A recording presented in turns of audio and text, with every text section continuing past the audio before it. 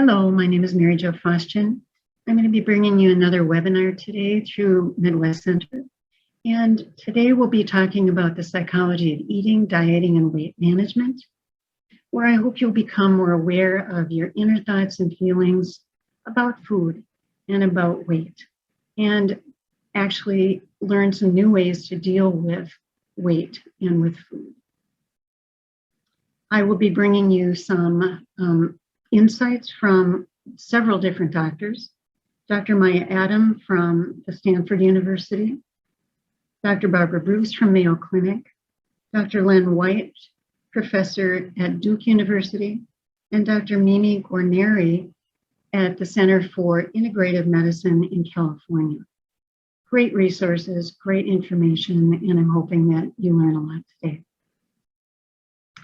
The topics we'll be talking about: exploring those feelings and thoughts that you may be not aware of and that are really unconscious.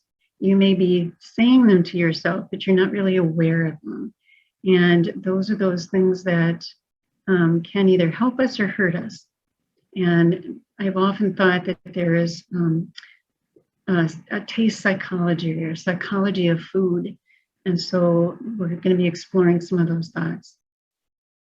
We're going to be talking about food triggers and how to manage them.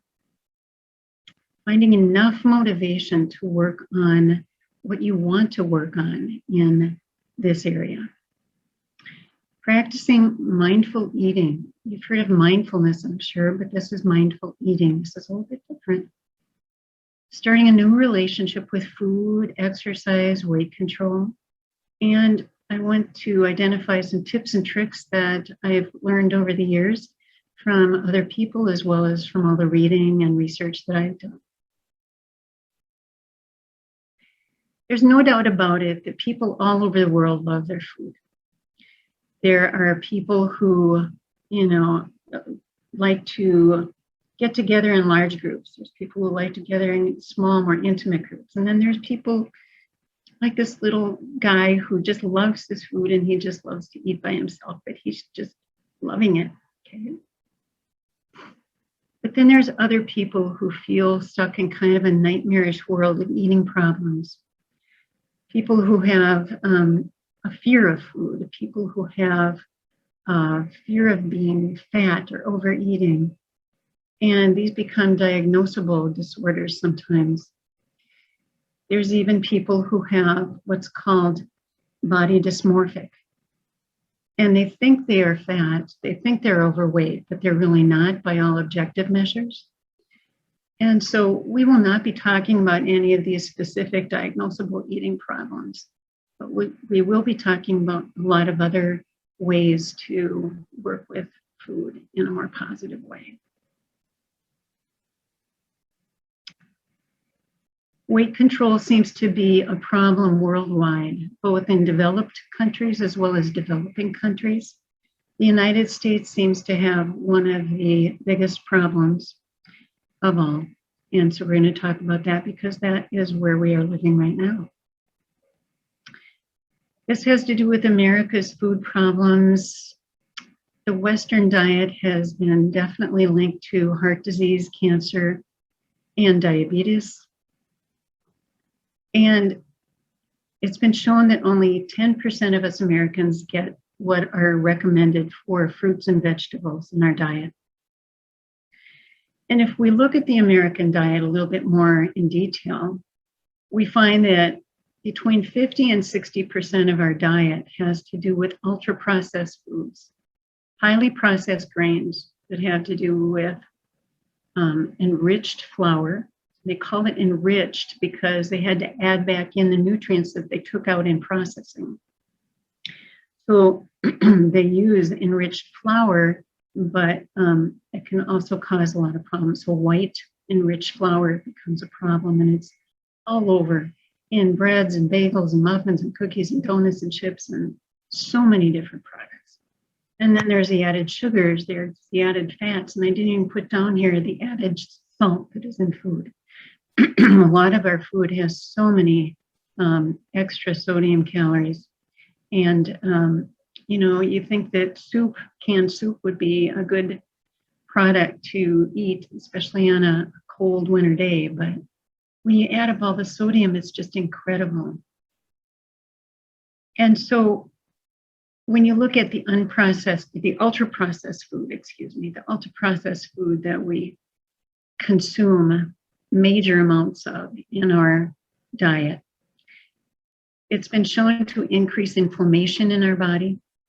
Sugar especially. Sugar is the number one inflammatory chemical that we can add to food. And it's also been shown to cause excess calorie intake and weight gain. And there's a whole study in this Journal of Cell Metabolism that shows that it was actually, people actually ate more when they were tested, when they had ultra-processed food. However, unprocessed food, that type of food that you see on the perimeter of the store, in other words, the fruits and veggies and the more, the regular meats and the poultry and things like that, fish. These unprocessed foods have been shown to increase our appetite suppressing hormone, leptin, in our brain, and decrease the hunger hormone, ghrelin. And isn't that amazing that there's a balance that can be developed in our brain, and it can decrease, decrease our hunger rather than increase our hunger. Now let's look at what's going on a little bit deeper. Okay, so instead of the really restricted diet of, just celery and carrots, which can lead to anorexia, which can lead to bulimia, which can lead to all kinds of problems. Or the ultra-processed diet, which can lead to all kinds of problems that we're going to be talking about in a minute with overeating because they taste so good and are so tempting. Look at the wonderful array of fruits and vegetables and the different colors that are involved. These are unprocessed foods that are good for us. Any berry that you eat has wonderful amounts of antioxidants, especially blueberries and strawberries, especially organic ones. So you take the organic ones that have the pesticides that do not have the pesticides in them. And you look at red bell peppers and red delicious apples and all the wonderful fruits and veggies. Look at the beautiful natural color that they have. This is what is involved in unprocessed food. And these are good for our bodies. These help us to work through life in a better way without all those added sugars and salts. And so what they found in research is that the ultra-processed foods share qualities with drugs of abuse in how our bodies react to them. We get a rush from these ultra-processed foods. We get a rush from eating a pizza. We get a rush from eating cookies. We get a rush from eating chocolate cake. We get a rush from eating that stuff that we really enjoy. And we want more of it. And there's reasons why we're going to talk about that in just a minute. And it's hard to engage the higher order thinking of the frontal cortex when you're getting that rush from that. And there's reasons why we're going to talk about that now. We're wired to have a reward pathway in the brain that is predicated by the dopamine that is released when we have that wonderful reward. Okay, so if we have something, let's take, even a hug or a kind word, that can release dopamine in the brain, and it can release that dopamine to help us want that again. We want that again. We feel good and we want that again. So what's going on is we're wired to have certain things happen in our brain. So the amygdala feels the emotion of it. Ooh, wow, that's great. The nucleus accumbens tells us we want it again. Do that again. Take more of that. The hippocampus remembers it. It remembers the stimulus. It remembers the feeling that we had with it. And it stores that. And the olfactory path, which is not labeled here, but it's right under, right by where the nucleus accumbens word is here. And it's that little pathway that is right underneath the frontal cortex area here, right where the nasal passages might be in the front of the brain. The olfactory path, where we smell those wonderful smells of the bakery and those things that we really want again. It smells so good. But these are all things that create what's called a limbic loop in us. And this is the same type of pathway as is triggered in drugs of abuse. The nucleus accumbens especially is one that is triggered to want it again, want it again, want it again. And so when you get this rush from the ultra-processed food, it's hard to get the synapses up to the frontal cortex, which is this blue area on the right, this large blue area on the right, whereas the limbic system is in the mid part of the brain. Okay, that's the primitive part of the brain. So the primitive part of the brain, the limbic system, is even, what lower animals feel. They feel a rush. You watch the squirrels looking for nuts. You watch them, gathering things in the fall for that winter storage. And they feel that rush when they get the nuts and they store them. But we have our frontal cortex, which we need to be able to find ways to get our synapses up to that path. But if we're caught in the limbic loop, it's not gonna happen as easily, okay? So in order to get the higher order thinking, we need to start practicing eating healthy foods, those fruits and vegetables that I was talking about, foods that are not ultra-processed, foods that are natural, like potatoes. Even though they've got a high glycemic value, they're natural. Nothing's been added to them, okay? And we prepare them in appetizing ways with extra spices, hopefully not too much salt. But you can prepare healthy foods with extra spices that can help us to enjoy them, and in appetizing ways with added like parsley for color and paprika for color, things like that. And to be able to enjoy them, appreciate them, to eat mindfully, which we're going to talk about shortly, to slow down when you're eating. I just watched myself yesterday eating a piece of cake that I made for Christmas. And it was, kind of a small piece of cake, but boy, I wolfed it down in 30 seconds. And I certainly wasn't eating mindfully. I wasn't taking my time, and I wasn't eating slowly because I wanted that rush. I wanted that cake. But in order to maximize the experience of eating, we need to be able to slow it down. I look back at when we went to Italy, my husband and I, for our 40th anniversary. And, they would serve food or dinner at 8 p.m. at night. And I thought, how can I last that long? And then they would come in with serving after serving after serving of it. It would be like, 4 to 5 courses. And we'd end at 10 o'clock. And I thought, oh my gosh, I've been eating for 2 hours.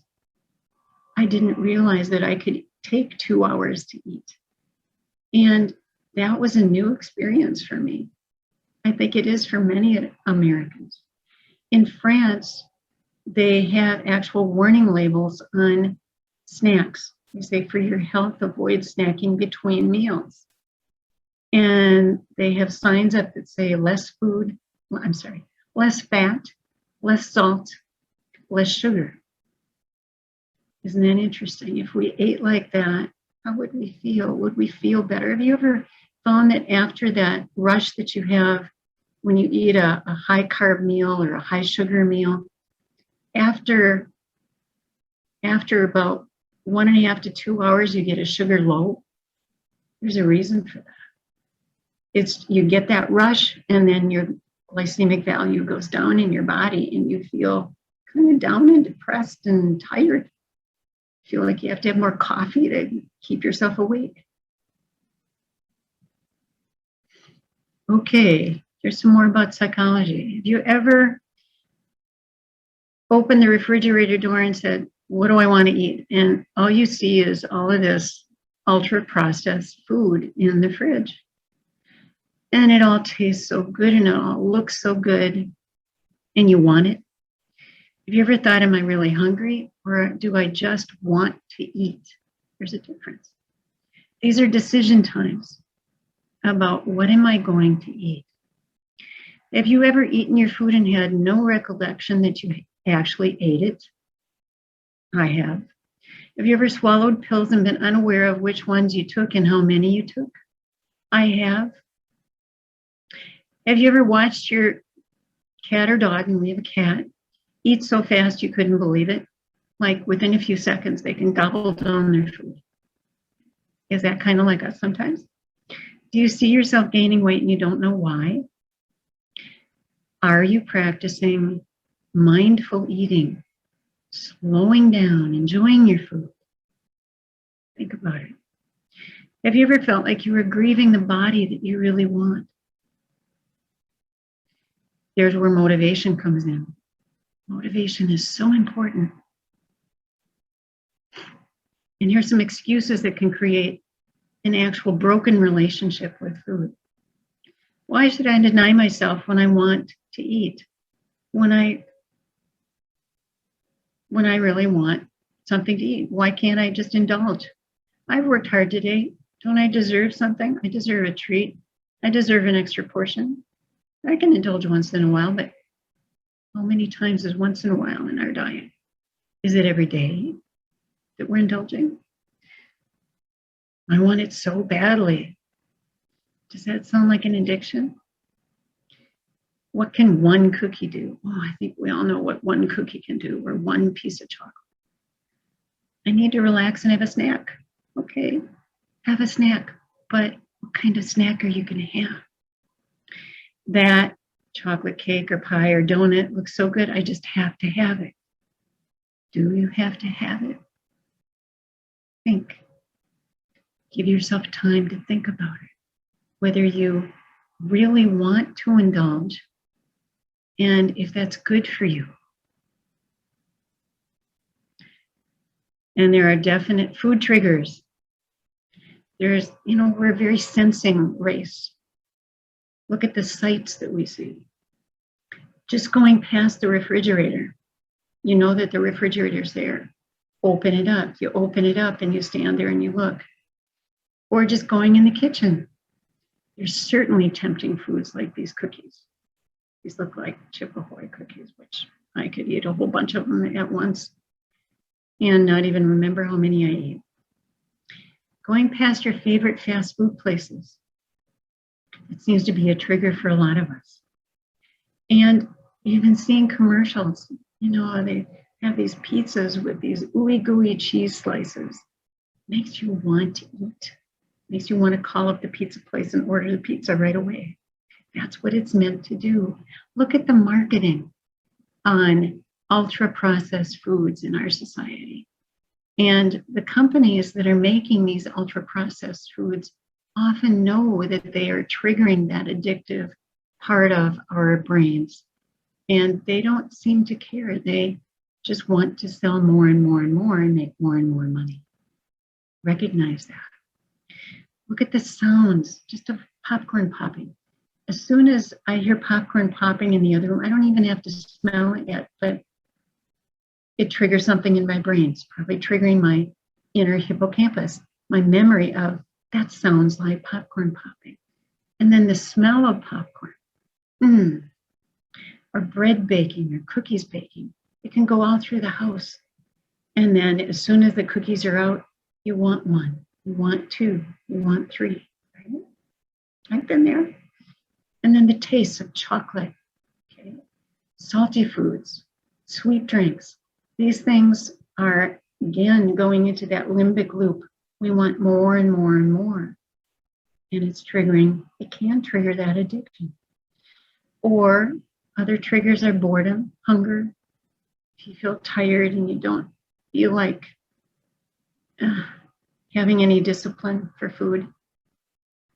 Or certainly emotions. Okay, I am so angry, I just want to eat. I'm so sad, I just want to eat. Or I'm going to celebrate and let's go out and eat. Okay, it's fine to celebrate, but what are you going to eat? How much are you going to eat? Finding enough motivation to change a relationship with food takes so much thought process. I want you to be thinking, what motivates you? What motivates you enough to change if you're finding that you have a difficult relationship with food? Is it weight management, or is it that you've actually encountered a health problem, that maybe a heart problem, and your doctor said, I think it would be good for you to look at how much you're eating? Or maybe it's your parents, or maybe you just want the challenge. But what I've found psychologically is that people need enough motivation to change a behavior, any behavior. And so for you to be able to look at what percentage motivation do I have right now? Is it over 50? Is it over 75? No, I really want to change. I have 100% motivation to change right now. And I'm doing this in January for a reason, because most of us have overeaten during the holiday season, and we are maybe mostly motivated at this point to change. Maybe we are anticipating a vacation in the Bahamas in spring, and we want to look better in that bathing suit. Okay, that's a motivation, but use it in a positive way. And it takes perseverance. It takes continuing to work on what you want to work on here. And to create that positive relationship with food, these are some thought patterns that you could work on. Is this food healthy for my body? I want to eat healthy. I want to lose weight and eat healthy. I want my goal to be, yes, even though that food looks delicious, I want to remember my goal of eating healthy. So walking past the mounds of cookies in the grocery store, walking past the bakery area, walking past the frozen food area that's full of pizzas, takes strength. It takes remembering your goal. I may want this food, but I don't need it. Ooh, that's a big one. I'm full, I've had enough to eat. For people that have a problem with food, that whole issue of having enough is very hard. But watch your hunger signals. Your body gives you signals when it's actually hungry. It's not necessarily at 12 noon because it's lunchtime. It's not necessarily at 6 p.m. because it's dinner time. Be able to look at when am I really hungry? When is the last time I ate? Is my body telling me I'm hungry? Am I feeling like my blood sugar is lower and I need to eat something? Maybe I can save that snack till later. I find myself right after a meal and I'm actually full. I go past my cookie jar and I want a cookie. Why? I'm full. I don't need to eat. I can save that cookie, hopefully one cookie. It's hard. One cookie till later, okay? And if I'm really eating mindfully, I can work on using fruit and yogurt instead of that cookie or that piece of cake or that donut or that whatever that's ultra processed. Okay? And as Dr. Maya Adam would say, is this food worthy of me? Is this food worthy of me and my body? I love that.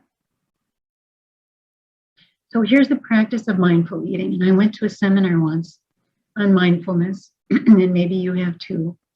And this is just a well-known exercise in mindful eating. To take one raisin, place it on your tongue, but don't swallow it. And to notice the taste and the texture. Keep it in your mouth for about 1 minute. Roll it around, side to side. What do you notice? Do you notice different tastes, different textures?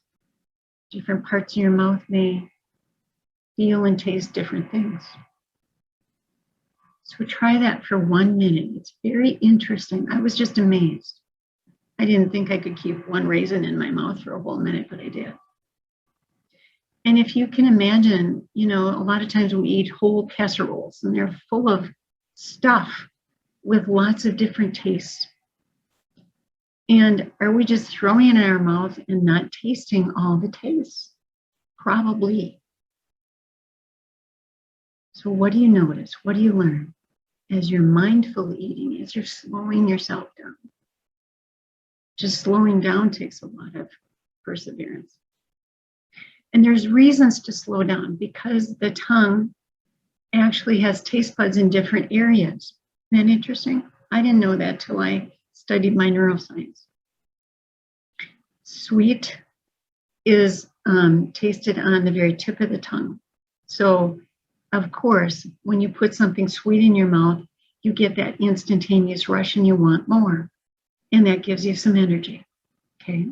The salty area is around a little bit on the sides. And actually, these areas are a little bit larger than are shown here. This was the best diagram I could find.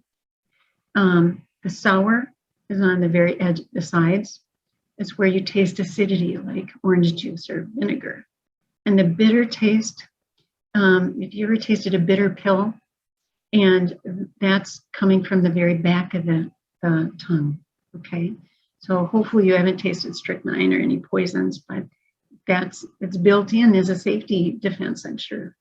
And then there's this wonderful word called umami, which is a Japanese term for delicious. And this is where we taste MSG and certain flavorings. And the umami area on this chart is actually too large. It's a little bit less than that. But isn't that interesting that the taste buds are in different areas? So if we wolf down our food and don't give it a chance to get to all those different parts and, give it a few seconds to kind of kick in with our brain, we're not really enjoying our food as much as we could. Have you ever, if you're a wine connoisseur, or if you've seen any person who is a wine connoisseur, and they're taking a little, before they put it in their mouth, they put it up to their nose, and they call it the nose.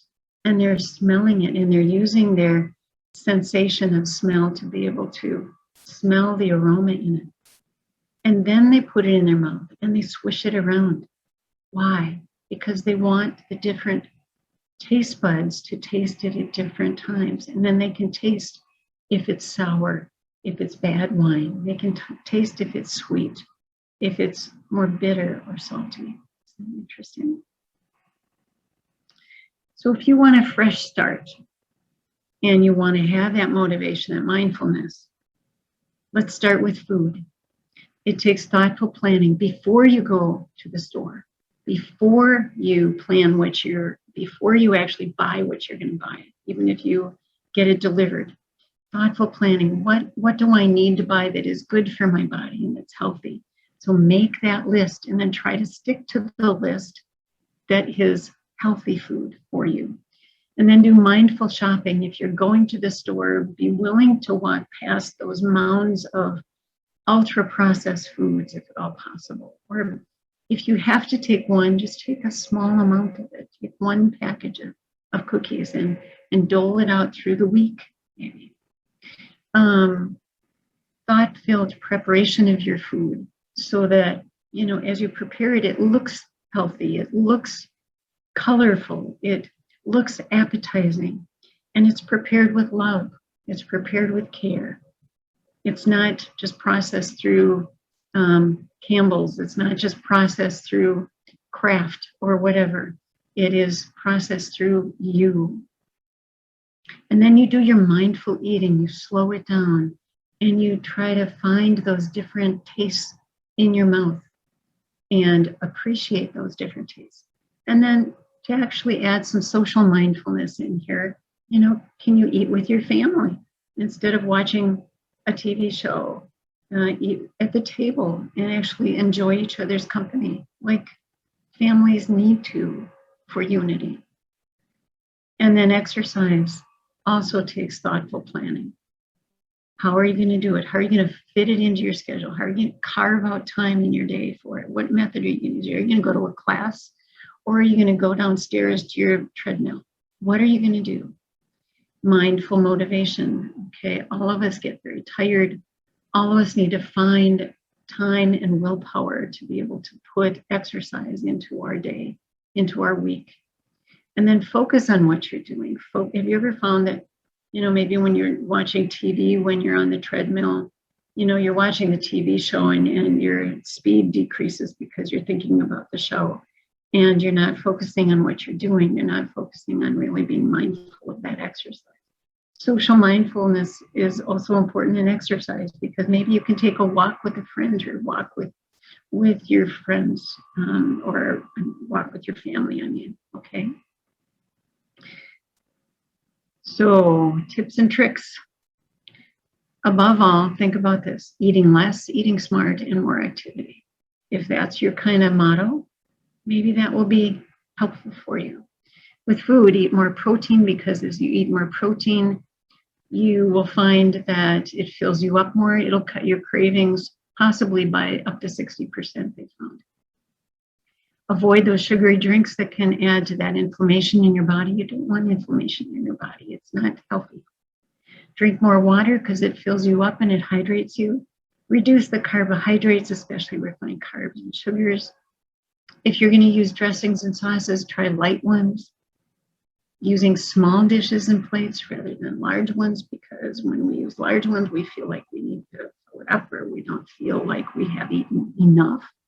Careful of that. And then divide your plate into quarters, especially if it's a big plate, okay? 2 of those quarters for green leafy veggies, 1 for natural whole grains like wild rice, legumes, brown rice, things like that. 1 of those sections for protein.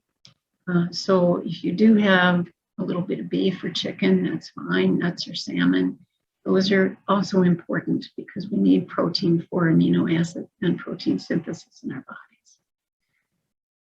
And try to eat only when you're hungry, not necessarily when it's breakfast, lunch, or dinner time according to the clock. Stop eating when you're full.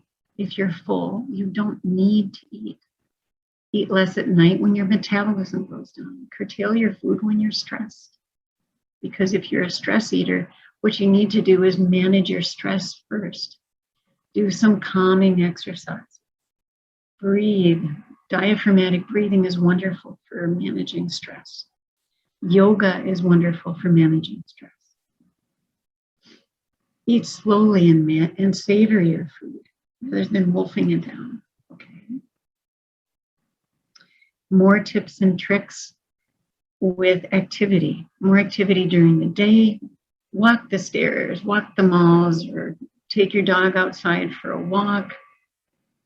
Exercise, do some sort of exercise. Get your body moving, stretch, do yoga, classes, do something, exercise at least 3 to 4 times a week. We all know these things. These are important things to plug back in our day. Maybe add weights for extra calorie burn, or exercise before you eat the meal, because then you can burn off the calories that are already in your body, not the ones that you just ate. Eat more during the day when your body's active. I already said that. So the main topics we've covered today: the unconscious feelings and thoughts that you're feeling. Hopefully you're more aware of them now. You're more aware of food triggers and how to deal with them. Hopefully you're working on finding that motivation that's going to work for you. And you're going to work on practicing your mindful eating. and starting a new relationship with food and exercise.